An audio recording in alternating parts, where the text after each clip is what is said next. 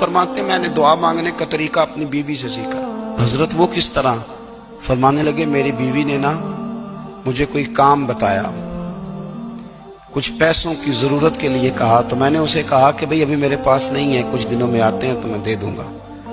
عورتوں کی عادت ہوتی ہے وہ بار بار یاد کراتی ہیں۔ 2-4 دنوں کے بعد پھر اس نے کہا حضرت وہ میں نے کہا تھا کچھ پیسے، میں نے اسے کہا کہ ابھی میرے پاس نہیں ہے، کچھ دنوں میں ملتے ہیں تو میں تمہیں دے دوں گا۔ اس نے کچھ دنوں کے بعد پھر کہا حضور وہ میں نے کچھ پیسے کہے تھے۔ فرماتے میں نے ڈانٹ دیا، میں نے کہا کہ کیا تو روز مجھے شرمندہ کرتی ہے، کہا نا میرے پاس نہیں ہے، ہوں گے تو دے دوں گا، تو روز یاد کراتی ہے۔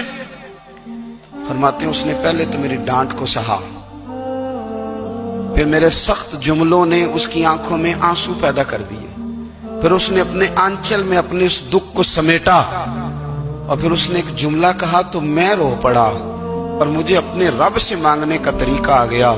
مجھے کہنے لگی حضرت جی آپ نے ڈانٹ دیا، میں نے سہ لیا، پر آپ ہی میرے شوہر ہیں، بتائیں نا آپ سے نہ کہوں تو میں کس سے جا کے کہوں۔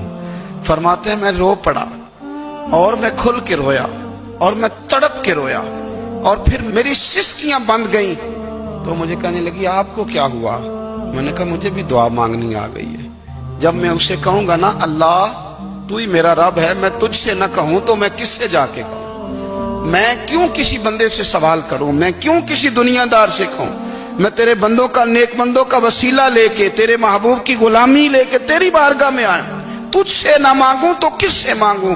سمجھ آ گئی ہے، جب میں اس رنگ میں مانگوں گا تو پھر رب میرے اوپر بڑا ہی فضل فرمائے گا۔